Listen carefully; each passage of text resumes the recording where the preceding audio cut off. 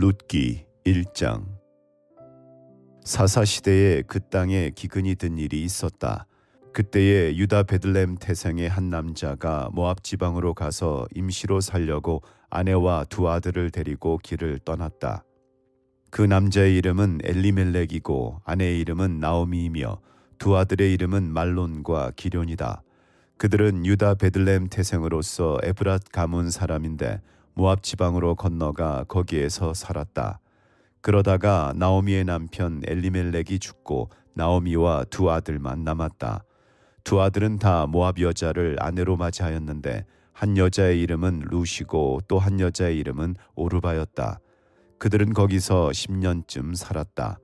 그러다가 아들 말론과 기럐이 죽으니 나오미는 남편에 이어 두 아들마저 잃고 홀로 남았다. 모압 지방에서 사는 동안에 나오미는 주님께서 백성을 돌보셔서 고향에 풍년이 들게 하셨다는 말을 듣고 두 며느리와 함께 모압 지방을 떠날 채비를 차렸다. 나오미가 살던 곳을 떠날 때에 두 며느리도 함께 떠났다. 그들은 유다 땅으로 돌아가려고 길을 나섰다. 길을 가다가 나오미가 두 며느리에게 말하였다. 너희는 제각기 친정으로 돌아가거라. 너희가 죽은 너희의 남편들과 나를 한결같이 사랑하여 주었으니 주님께서도 너희에게 그렇게 해 주시기를 빈다. 너희가 각각 새 남편을 만나 행복한 가정을 이루도록 주님께서 돌보아 주시기를 바란다. 나오미가 작별하려고 그들에게 입을 맞추니 며느리들이 큰 소리로 울면서 말하였다. 아닙니다. 우리도 어머님과 함께 어머님의 결에게로 돌아가겠습니다. 그러나 나오미는 말렸다. 돌아가다오 내 딸들아, 어찌하여 나와 함께 가려고 하느냐. 아직 내 뱃속에 아들들이 들어있어서 그것들이 너희 남편이라도 될 수 있다는 말이냐. 돌아가다오 내 딸들아, 제발 돌아가거라. 재혼을 하기에는 내가 너무 늙었다. 설령 나에게 어떤 희망이 있다거나 오늘 밤 내가 남편을 맞아들여 아들들을 낳게 된다거나 하더라도 너희가 그것들이 클 때까지 기다릴 셈이냐? 그때까지 재혼도 하지 않고 홀로들 지내겠다는 말이냐? 아서라 내 딸들아, 너희들 처지를 생각하니 내 마음이 너무나 괴롭구나. 주님께서 손으로 나를 치신 것이 분명하다. 그들은 다시 한번 큰 소리로 울었다. 마침내 오르바는 시어머니에게 입맞추면서 작별 인사를 드리고 떠났다. 그러나 룻은 오히려 시어머니 곁에 더 달라붙었다. 그러자 나오미가 다시 타일렀다. 보아라, 내 동서는 저의 결애와 신에게로 돌아갔다. 너도 내 동서의 뒤를 따라 돌아가거라. 그러자 룻이 대답하였다. 나더러 어머님 곁을 떠나라거나 어머님을 뒤따르지 말고 돌아가라고는 강요하지 마십시오. 어머님이 가시는 곳에 나도 가고 어머님이 머무르시는 곳에 나도 머무르겠습니다. 어머님의 결애가 내 결애이고 어머님의 하나님이 내 하나님입니다. 어머님이 숨을 거두시는 곳에서 나도 죽고 그곳에 나도 묻히겠습니다. 죽음이 어머님과 나를 떼어놓기 전에 내가 어머님을 떠난다면 주님께서 나에게 벌을 내리시고 또 더 내리신다 하여도 달게 받겠습니다. 나오미는 룻이 자기와 함께 가기로 굳게 마음먹은 것을 보고 더 이상 말리지 않았다. 그 두 사람은 길을 떠나서 베들레헴에 이르렀다. 그들이 베들레헴에 이르니 온 마을이 떠들썩하였다. 아낙네들이 이게 정말 나오미인가 하고 말하였다. 나오미가 그들에게 대답하였다. 나를 나오미라고 부르지들 마십시오. 전능하신 분께서 나를 몹시도 괴롭게 하셨으니 이제는 나를 마라라고 부르십시오. 나는 가득 찬 채로 이곳을 떠났습니다. 그러나 주님께서는 나를 텅 비어서 돌아오게 하셨습니다. 주님께서 나를 치시고 전능하신 분께서 나를 불행하게 하셨는데 이제 나를 나오미라고 부를 까닭이 어디에 있겠습니까? 이렇게 하여 나오미는 모압 여인인 며느리 룻과 함께 모압 지방에서 돌아왔다. 그들이 베들레헴에 이르렀을 때는 보리를 거두기 시작할 무렵이었다. 2장. 나오미에게는 남편 쪽으로 친족이 한 사람이 있었다. 그는 엘리멜렉과 집안간으로서 재력이 있는 사람이었다. 그의 이름은 보아스이다. 어느 날 모압 여인 룻이 나오미에게 말하였다. 밭에 나가 볼까 합니다. 혹시 나에게 잘 대하여 주는 사람을 만나면 그를 따라다니면서 떨어진 이삭을 주울까 합니다. 나오미가 룻에게 대답하였다. 그래, 나가 보아라. 그리하여 룻은 밭으로 나가서 곡식 거두는 일꾼들을 따라다니며 이삭을 주었다. 그가 간 곳은 우연히도 엘리멜렉과 지방간인 보아스의 밭이었다. 그때 마침 보아스가 베들레헴 성읍에서 왔다. 그는 주님께서 자네들과 함께 하시기를 비내하면서 곡식을 거두고 있는 일꾼들을 격려하였다. 그들도 보아스에게 주님께서 주인 어른께 복을 베푸시기 바랍니다 하고 인사하였다. 보아스가 일꾼들을 감독하는 젊은이에게 물었다. 저 젊은 여인은 네 집 안악인가? 일꾼들을 감독하는 젊은이가 대답하였다. 저 젊은 여인은 나오미와 함께 모압 지방에서 돌아온 모압 사람입니다. 일꾼들의 뒤를 따라다니면서 곡식단 사이에서 떨어진 이삭을 줍도록 허락해 달라고 하더니 아침부터 와서 지금까지 저렇게 서 있습니다. 아까 여기 밭집에서 잠깐 쉬었을 뿐입니다. 보아스가 룻에게 말하였다. 여보시오 세덱, 내가 하는 말을 잘 들으시오. 이삭을 주우려고 다른 밭으로 가지 마시오. 여기를 떠나지 말고 우리 밭에서 일하는 여자들을 바싹 따라다니도록 하시오. 우리 일꾼들이 곡식을 거두는 밭에서 눈길을 돌리지 말고 여자들의 뒤를 따라다니면서 이삭을 줍도록 하시오. 젊은 남자 일꾼들에게는 덱을 건드리지 말라고 단단히 일러두겠소. 목이 마르거든 주저하지 말고 물단지에 가서 젊은 남자 일꾼들이 길어다가 둔 물을 마시도록 하시오. 그러자 룻은 엎드려 이마를 땅에 대고 절을 하면서 보아스에게 말하였다.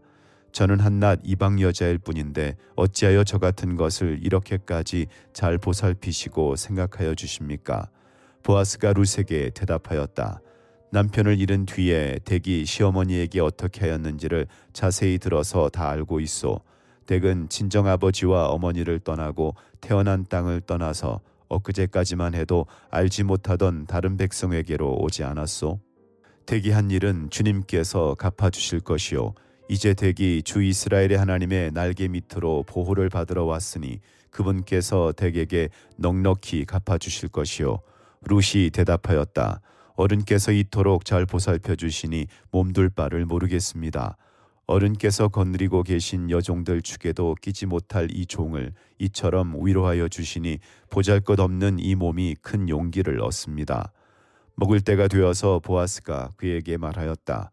이리로 오시오. 음식을 듭시다. 빵 조각을 초에 찍어서 드시오. 룻이 일꾼들 옆에 앉으니 보아스는 그 여인에게 볶은 곡식을 내주었다. 볶은 곡식은 룻이 배불리 먹고도 남았다. 룻이 이삭을 주우러 가려고 일어서자 보아스가 젊은 남자 일꾼들에게 일렀다. 저 여인이 이삭을 주울 때에는 곡식단 사이에서도 줍도록 하게. 자네들은 저 여인을 괴롭히지 말게. 그를 나무라지 말고 오히려 단에서 조금씩 이삭을 뽑아 흘려서 그 여인이 줍도록 해주게.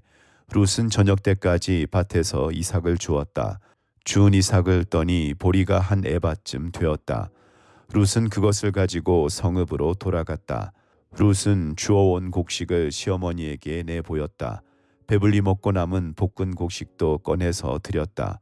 시어머니가 그에게 물었다. 오늘 어디서 이삭을 주었느냐? 어디서 일을 하였느냐? 너를 이처럼 생각하여 준 사람에게 하나님이 복을 베푸시기를 바란다. 그러자 룻은 시어머니에게 자기가 누구네 밭에서 일하였는지를 말하였다. 오늘 내가 가서 일한 밭의 주인 이름은 보아스라고 합니다. 나오미가 며느리에게 말하였다. 그는 틀림없이 주님께 복받을 사람이다. 그 사람은 먼저 세상을 뜬 우리 식구들에게도 자비를 베풀더니 살아있는 우리에게도 한결같이 자비를 베푸는구나. 나오미가 그에게 말을 계속하였다. 그 사람은 우리와 가까운 사이다. 그는 지방간으로서 우리를 맡아야 할 사람이다. 모압 여인 룻이 말하였다. 그뿐이 아닙니다. 그가 데리고 있는 젊은 남자 일꾼들이 곡식 거두기를 다 끝낼 때까지 그들을 바싹 따라다니라고 하였습니다. 나오미가 며느리 룻에게 일렀다. 얘야, 그가 데리고 있는 젊은 여자들과 함께 다니는 것이 좋겠구나. 젊은 남자 일꾼들에게 시달림을 받다가 다른 밭으로 가지 않아도 되니 말이다. 그리하여 룻은 보리 거두기뿐만 아니라 밀 거두기가 끝날 때까지도 보아스 집안의 젊은 여자들을 바싹 따라다니면서 이삭을 주었다. 그러면서 룻은 시어머니를 모시고 살았다. 3장. 시어머니 나오미가 룻에게 말하였다. 얘야, 내가 행복하게 살만한 안락한 가정을 내가 찾아보아야 하겠다. 생각하여 보렴. 우리의 친족 가운데에 보아스라는 사람이 있지 아니하냐. 내가 요즘 그 집 여자들과 함께 일하고 있다. 잘 들어보아라. 오늘 밤에 그가 타작마당에서 보리를 까부를 것이다. 너는 목욕을 하고 향수를 바르고 고운 옷으로 몸을 단장하고서 타작마당으로 내려가거라. 그 사람이 먹고 마시기를 마칠 때까지 너는 그가 눈치채지 못하도록 조심하여야 한다. 그가 잠자리에 들 때에 너는 그가 눕는 자리를 잘 보아두었다가 다가가서 그의 발치를 들치고 누워라. 그러면 그가 너의 할 일을 일러줄 것이다. 룻이 시어머니에게 대답하였다. 어머님께서 일러주신 대로 다 하겠습니다. 그는 타작마당으로 내려가서 시어머니가 시킨 대로 다 하였다. 보아스는 실컷 먹고 마시고 나서 흡족한 마음으로 낯가리 곁으로 가서 누웠다. 룻이 살그머니 다가가서 보아스의 발치를 들치고 누웠다. 한밤중이 되었을 때에 보아스는 으시시 떨면서 돌아 눕다가 웬 여인이 자기 발치께에 누워있는 것을 보고 깜짝 놀라면서 누구요? 하고 물었다. 룻이 대답하였다. 어른의 종 룻입니다. 어른의 품에 이 종을 안아주십시오. 어른이야말로 집안 어른으로서 저를 맡아야 할 분이십니다. 보아스가 룻에게 말하였다. 이봐요 룻, 그대는 주님께 복받을 여인이요. 가난하든 부유하든 젊은 남자를 따라 감직한데 그렇게 하지 않으니 지금 그대가 보여준 갸륵한 마음씨는 이제까지 보여준 것보다 더욱더 값진 것이요. 이제부터는 걱정하지 마시오 룻. 그대가 바라는 것이라면 무엇이든지 다 들어주겠소. 그대가 정숙한 여인이라는 것은 온 마을 사람들이 다 알고 있소. 내가 지방간으로서 그대를 맡아야 할 책임이 있다는 것은 틀림없소. 하지만 그대를 맡아야 할 사람으로 나보다 더 가까운 친족이 한 사람 있소. 오늘 밤은 여기서 지내고 날이 밝거든 봅시다. 그가 지방간으로서 그대를 맡겠다면 좋소. 그렇게 하도록 합시다. 그러나 그가 그렇게 하지 않겠다면 그때는 내가 그대를 맡겠소. 이것은 내가 살아계신 주님을 두고 맹세하는 것이요. 아침까지 여기 누워 있으시오. 룻은 새벽녘까지 그의 발치에 누워 있다가 서로 얼굴을 알아보기 어려운 이른 새벽에 일어났다. 이것은 보아스가 그 여인이 타작마당에 와서 있었다는 것을 남들이 알아서는 안 된다고 말하였기 때문이다. 보아스가 말하였다. 걸치고 있는 겉옷을 이리 가지고 와서 펴서 꼭 잡으시오. 보아스는 룻이 겉옷을 펴서 잡고 있는 동안 보리를 6번 되어서 그에게 이워주고는 성읍으로 들어갔다. 룻이 시어머니에게 돌아오니 시어머니가 물었다. 얘야 어찌 되었느냐. 룻은 그 남자가 자기에게 한 일을 시어머니에게 낱낱이 말하고 덧붙여서 말하였다. 6번이나 되어서 준 이 보리는 어머님께 빈손으로 가서는 안 된다고 하면서 바로 그가 손수 담아준 것입니다. 그러자 시어머니가 일렀다. 얘야 일이 어떻게 될지 확실해질 때까지 너는 가만히 기다리고 있거라. 아마 그 사람은 지금쯤 가만히 있지 않을 거다.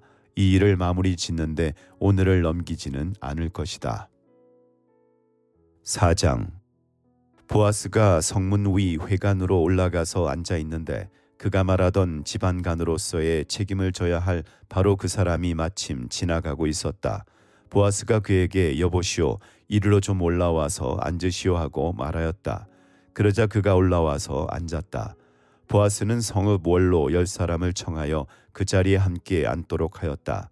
그 사람들이 모두 자리에 와서 앉자 보아스가 지방간으로서 책임을 져야 할 사람에게 말하였다. 모압 지방에서 돌아온 나오미가 우리의 친족 엘리멜렉이 가지고 있는 밭을 팔려고 내놓았소. 나는 이 사실을 분명히 알려드리오. 여기 앉아 계시는 분들과 우리 마을 어른들께서 보시는 앞에서 나는 당신이 그 밭을 사라고 말씀드리오. 당신이 지방간으로서의 책임을 지겠다면 그렇게 하시오. 그러나 지방간으로서의 책임을 짓지 않겠다면 그렇게 하지 않겠다고 분명히 말하여 주시오. 당신이 지방간으로서의 책임이 있는 첫째 사람이요. 나는 그 다음이요. 그러자 그가 대답하였다. 내가 지방간으로서의 책임을 지겠소. 보아스가 다시 말하였다. 그렇다면 나오미의 손에서 그 밭을 사는 날로 고인의 아내인 모압 여인 룻도 아내로 맞아들여야 하오. 그렇게 하여야만 그가 물려받은 그 유산이 고인의 이름으로 남게 될 것이요. 그러자 지방간으로서의 책임이 있는 그 사람이 말하였다. 그런 조건이라면 나는 지방간으로서의 책임을 질 수 없소.